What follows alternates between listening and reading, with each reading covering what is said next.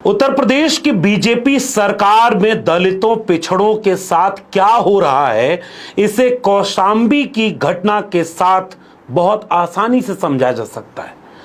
कौशांबी का पूरा मामला क्या है, कैसे एक पाल समाज की बेटी के बलात्कार और शोषण की खबर आती है, बाद में कार्रवाई होती है, फिर उप मुख्यमंत्री सक्रिय होते हैं, दूसरी तरफ से और कोई प्रदर्शन होता है, एक व्यक्ति आत्महत्या कर लेता है, पूरा प्रकरण बदल जाता है और पाल समाज की तरफ से जितने लोग थे वो सब गुनहगार साबित हो जाते हैं। मैं इस पूरे किस्से के बारे में आपको विस्तार से बताऊं, इसके पहले जरा एक पाल समाज के साथ इस उत्तर प्रदेश में चंद महीने पहले क्या हुआ था, इस खबर को गौर से सुनिए। जिस समय गांव के दबंगों ने रजिस्ट्री सीटर भी हैं, जिन पे 2 दर्जन मुकदमे हैं जी, उन्होंने घर से बुलाकर जी बाजा ले जाकर के जी निर्मम हत्या करने का काम किया है जी, और खुलेआम गांव में आकर जी आतंक फैलाने की गरज से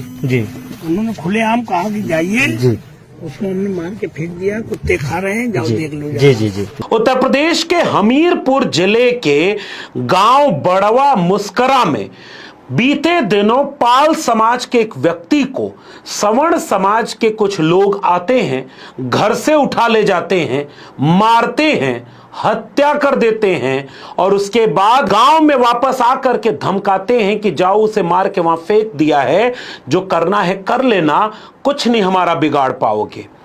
बाद में जब लोग थोड़ी ताकत लगा करके इसका विरोध करते हैं तो सामने सामंती जातिवादी ताकतों की तरफ से यह बयान आता है कि पाल गरड़िया के मारने का कोई पाप थोड़े ही लगता है, मार दिया, जो करना है कर लेना। तो हम लोगों ने कहा कि भैया अभी इतना बड़ी घटना हो गई है, इसमें क्या होना चाहिए। हाँ।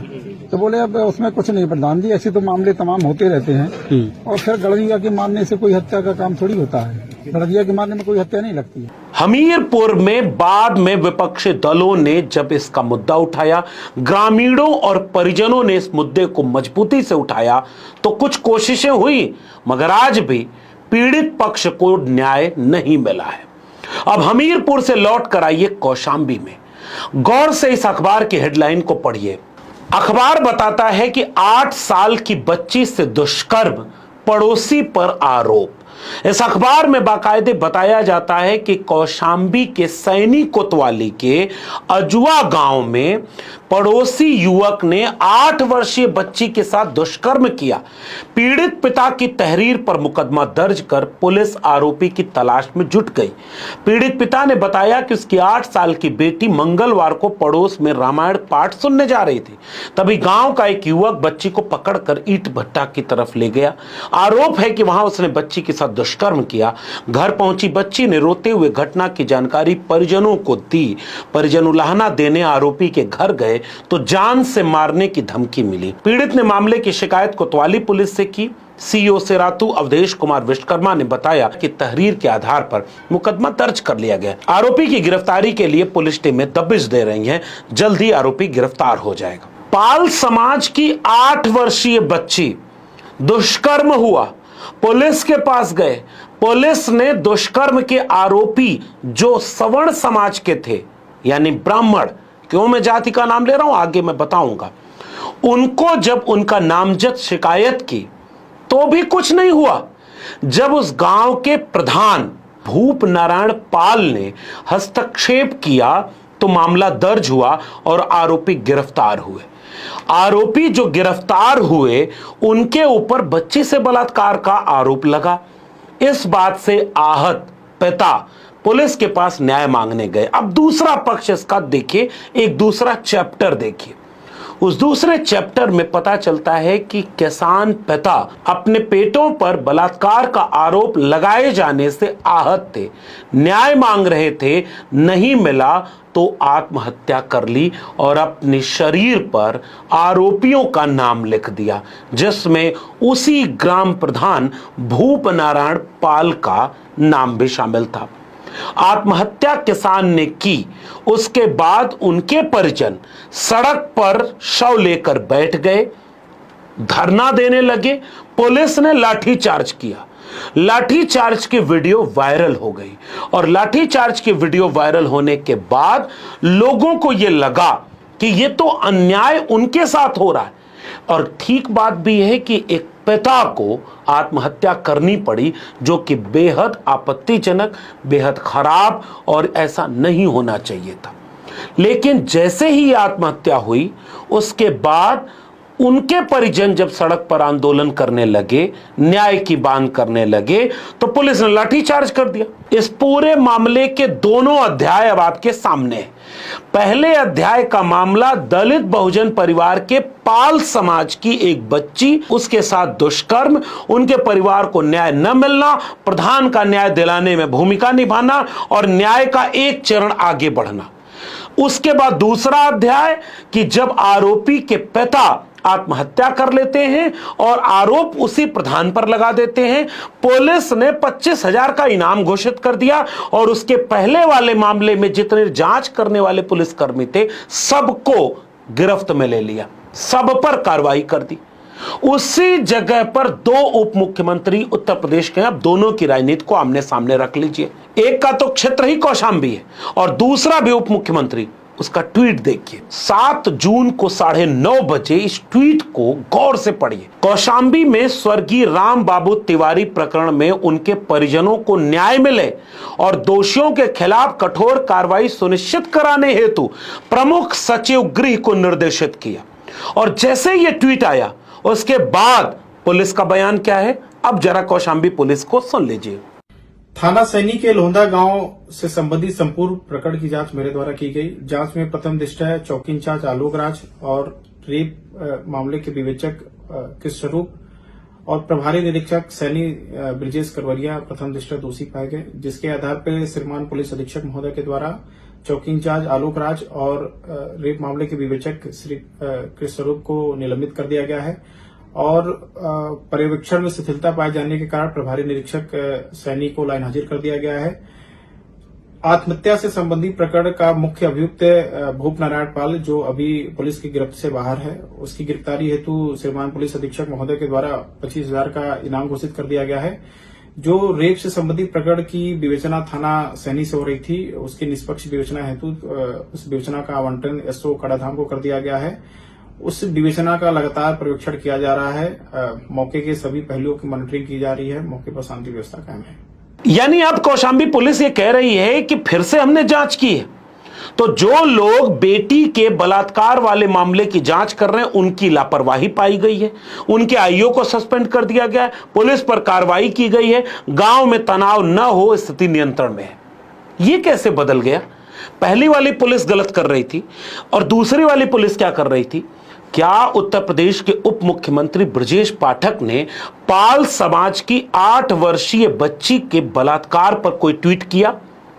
यानी वो बलात्कार अब कमजोर अपराध हो गया और दूसरे पक्ष की तरफ से आत्महत्या अब बड़ा अपराध हो गया। कौशांबी का यह पूरा प्रकरण आपके आमने सामने है। आप किसको कहेंगे गलत और किसको कहेंगे सही? दूसरे उप मुख्यमंत्री तो अभी तक चुप हैं, उनका तो जवाब नहीं आ रहा है और कहा यह जा रहा है कि दिल्ली के इशारे पर यह लखनऊ के सामने दोनों की राजनीति टकरा रही है और जिसमें बलि का बकरा उत्तर प्रदेश का समाज बन रहा है। एक समाज जिसके साथ उत्तर प्रदेश के उप मुख्यमंत्री और उसके साथ कई पार्टियों के नेता खड़े हो गए कि यहां राम बाबू तिवारी को न्याय मिलना चाहिए, उनके परिवार को न्याय मिलना चाहिए। तो राम बाबू तिवारी जी के परिवार को न्याय मिले, लेकिन पाल समाज की उस 8 वर्षीय बच्ची को न्याय कैसे मिलेगा? अगर ये दोनों न्याय आपस में टकरा रहे हों तो फिर न्याय किसके पक्ष में जाएगा? पहली वाली विवेचना करने वाले पुलिस अधिकारी अगर सस्पेंड कर दिए गए तो यह कैसे माना जाए कि वो पहली वाली विवेचना गलत थी, उप मुख्यमंत्री के निर्देश का कोई असर नहीं है? और अगर दूसरी वाली विवेचना सही है और पहली वाली गलत है तो फिर पाल समाज के बच्ची को न्याय कैसे मिलेगा, उनके परिजनों को न्याय कैसे मिलेगा? वो कौन लोग थे जो उस बच्ची के साथ बलात्कार करने के लिए बहला फुसला कर ले गए? वो कौन लोग थे जो परिवार बच्ची का जब उनके सामने शिकायत करने गया तो जान की धमकी दे करके डरा धमका के भगा दिया? वो कौन लोग थे जो मुकदमा दर्ज नहीं होने दे रहे थे? और वो कौन लोग थे जो पुलिस की कार्रवाई हुई तो उसके बाद ग्राम प्रधान भूप नारायण पाल के ऊपर 25,000 का इनाम रख दिया गया? अब इन दोनों प्रकरणों को अपने आप सामने रखिए। मैं फिर से कह रहा हूं कि स्वर्गीय राम बाबू तिवारी के परिवार को न्याय मिले, मगर उस पाल समाज की बच्ची को भी न्याय मिले, और उत्तर प्रदेश में न्याय किसी को नहीं मिल रहा है। अगर आप ताकतवर समुदाय से आते हैं तो आपके साथ उप मुख्यमंत्री खड़े हो जाएंगे, लेकिन वही उप मुख्यमंत्री और बीजेपी में शामिल दलित पिछड़े जितने नेता हैं, उन्होंने एक बार भी इसका जवाब क्यों नहीं मांगा कि उस पाल समाज की बच्ची को न्याय कौन देगा, उस पाल समाज की बच्ची के साथ कौन खड़ा होगा? और उत्तर प्रदेश के गांव गांव में दलितों पिछड़ों के साथ इस तरह की जाने कितनी घटनाएं और जाने कितने प्रकरण रोज हो रहे हैं। वो थाना जाते हैं और उनका मुकदमा दर्ज नहीं होता है, और उनको न्याय दिलाने वाला कोई बचा नहीं। उत्तर प्रदेश में विपक्षी पार्टी समाजवादी पार्टी के प्रदेश अध्यक्ष श्यामलाल पाल जी ने बाकायदे इस घटना पर अपनी टिप्पणी जाहिर करते हुए इस पर सख्त कार्रवाई की मांग की है।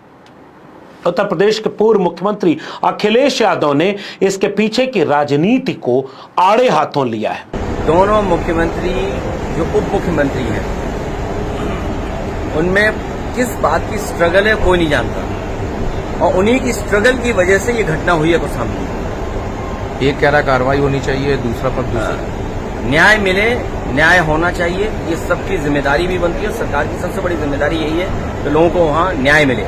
और अखिलेश यादव इस तरफ इशारा कर रहे हैं कि दिल्ली और लखनऊ वाले आपस में झगड़ा करके दो उप मुख्यमंत्री आपस में टकराते हुए उत्तर प्रदेश के मुख्यमंत्री के खिलाफ ऐसी कोई बिसात बिछा रहे हैं जिससे समाजों में तनाव फैल जाए।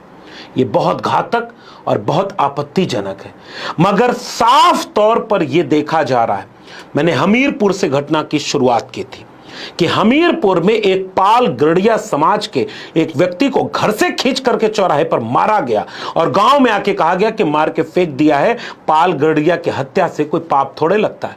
और उसके बाद कौशांबी की इस 8 वर्ष की बच्ची जिसके साथ बलात्कार हुआ, जिसमें पीड़ित को न्याय मिलना चाहिए था, और जो न्याय की प्रक्रिया में शामिल हुए, जो पुलिस वाले न्याय दिलाने की कोशिश किए, आज की तारीख में वो सारे कार्रवाई के शिकार हो चुके हैं।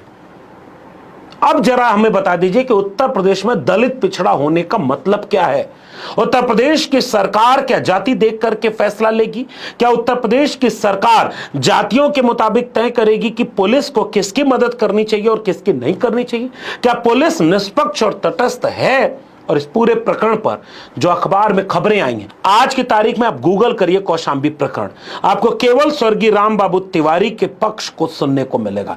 मैंने इस वीडियो को बनाने के पहले जब ढेर सारा रिसर्च किया तो केवल यह पक्ष मिल रहा है तिवारी जी के परिवार को भूप नारायण पाल यानी ग्राम प्रधान और पाल समाज के लोगों ने झूठा फंसाया। तो दूसरा पक्ष मीडिया में क्यों नहीं है कि उस बच्ची के बलात्कार की वजह क्या थी, कौन था बलात्कारी, और उसके बाद उस पीड़ित परिवार की शिकायत क्यों नहीं दर्ज हो रही थी? उस पीड़ित परिवार को धमकाया किसने? और उस पीड़ित परिवार को जब पुलिस ने कार्रवाई की तो पुलिस के ऊपर कार्रवाई होगी।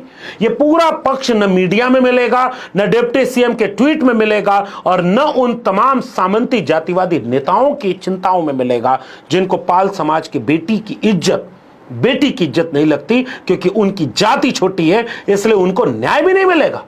उत्तर प्रदेश के दलित पिछड़े समाज के लोग इस बात को बाकायदे देख रहे हैं, महसूस कर रहे हैं। ये सामंती जातिवादी ताकतें गांव गांव में अब वही दिन ले आना चाहती हैं जो 1990 और 80 के दशक के पहले हुआ करता था। अहिर गणरिया पासी और तीनों सत्यानाशी से लेकर के अहिर गणरिया कुर्मी चोर धरसारे का टंगरी तोड़, जिन लोगों ने ये गालियां बना करके दलितों पिछड़ों को गाली दे करके अपमानित किया था, वो लोग आज आपको न्याय की दहलीज के पहले ही अधमरा करके छोड़ देंगे। और आपकी आवाज उठाने वाला कौन मिलेगा और उसकी कौन सुनेगा, इस बात का फैसला उत्तर प्रदेश के आवाम को करना है, उत्तर प्रदेश के दलितों पिछड़ों को करना है। और बीजेपी के नेता वो जितने दलित पिछड़े हैं उनसे सवाल पूछिए कि इस प्रकरण पर आपकी क्या राय है। एक डिप्टी सीएम खुलेआम एक व्यक्ति का नाम लेकर के कार्रवाई की बात करके पुलिस को प्रभावित कर रहा है। उस डिप्टी सीएम ने पाल समाज का नाम लिख करके क्यों ट्वीट नहीं किया? उस डिप्टी सीएम ने उस 8 साल की बच्ची को न्याय दिलाने के लिए क्यों ट्वीट नहीं किया? और बीजेपी के दलित पिछड़े नेता आज उस पाल समाज के घर जाकर के क्या उसे न्याय दिलाने की बात करेंगे? अपनी टिप्पणी नीचे कमेंट बॉक्स में जरूर बताइएगा। और बताइए ऐसी अगर और कोई घटना आपके आसपास हो तो नीचे कमेंट बॉक्स में लिखिए, बताइए, हम उन मुद्दों को उठाएंगे। दलित पिछड़े 90 समाज के, पीडीए समाज के लोग खुद विचार करें कि उनको कितना न्याय मिल रहा है और कहां मिल रहा है। अगर ये वीडियो जरूरी लगे तो लोगों तक शेयर जरूर करिएगा। फिर मिलेंगे, तब तक के लिए बहुत बहुत धन्यवाद।